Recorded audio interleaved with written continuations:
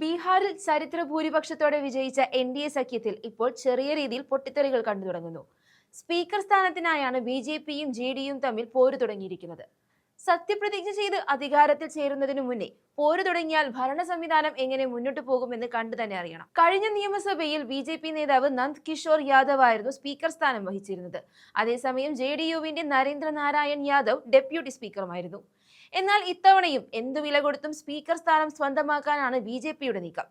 ഈ ഒരു സ്ഥാനത്തിന് വേണ്ടി രണ്ട് പാർട്ടികളും തമ്മിൽ കടുംപിടുത്തം പിടിക്കുകയാണെങ്കിൽ മുന്നോട്ടുള്ള പ്രവർത്തനങ്ങൾ കുറച്ച് കഷ്ടത്തിലാകുമെന്നുള്ള കാര്യത്തിൽ യാതൊരു സംശയവുമില്ല. സംസ്ഥാനത്തെ നിർണായക വകുപ്പുകളുടെ വിഭജനത്തെക്കുറിച്ച് ചർച്ച ചെയ്യാനിരിക്കെയാണ് സ്പീക്കർ സ്ഥാനത്തെ ചൊല്ലി ഇരു പാർട്ടികളും തമ്മിൽ പോര് തുടങ്ങിയിരിക്കുന്നത്. ചർച്ചയിലെ പ്രധാന അജണ്ട സ്പീക്കർ സ്ഥാനത്തെക്കുറിച്ച് തന്നെയാണ്. അതേസമയം എൻ.ഡി.എ സഖ്യത്തിലെ മറ്റു ചെറു പാർട്ടികളായ എച്ച്.എ.എം, ആർ.എൽ.എസ്.പി എന്നിവരുമായി കേന്ദ്രമന്ത്രി ധർമ്മേന്ദ്ര പ്രധാൻ ചർച്ചകൾ നടത്തുന്നതായും എൻ.ഡി.എയിലെ മൂന്ന് പ്രധാന പാർട്ടികളായ ബി.ജെ.പി, ജെ.ഡി.യു, എൽ.ജെ.പി എന്നിവ തമ്മിൽ സർക്കാർ രൂപവൽക്കരണവുമായി ബന്ധപ്പെട്ട് ധാരണയായിട്ടുണ്ടെന്നും റിപ്പോർട്ടുകൾ വരുന്നു.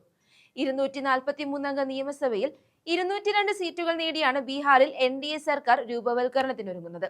89 സീറ്റുകൾ നേടിയ ബി.ജെ.പിയാണ് ഏറ്റവും വലിയ ഒറ്റകക്ഷി. ജെ.ഡി.യു 85 സീറ്റ് നേടിയപ്പോൾ ചിരാഗ് പസ്വാന്റെ എൽ.ജെ.പി 19 സീറ്റാണ് നേടിയത്. ഇത്തരത്തിൽ പാർട്ടിക്കുള്ളിലെ ചെറിയ ചെറിയ അഭിപ്രായ വ്യത്യാസങ്ങൾ വലിയൊരു പൊട്ടിത്തെറിയിലേക്ക് പോകുമോ എന്നാണ് രാജ്യത്തെ ജനങ്ങൾ ഇപ്പോൾ ഉറ്റുനോക്കുന്നത്. കാരണം ഇത്രയും വലിയ വിജയം നേടിയ ബീഹാറിൽ സ്ഥാനങ്ങളുടെ പേരിൽ അടിയായാൽ അവിടുത്തെ ജനങ്ങളാണ് അത് ബാധിക്കുക.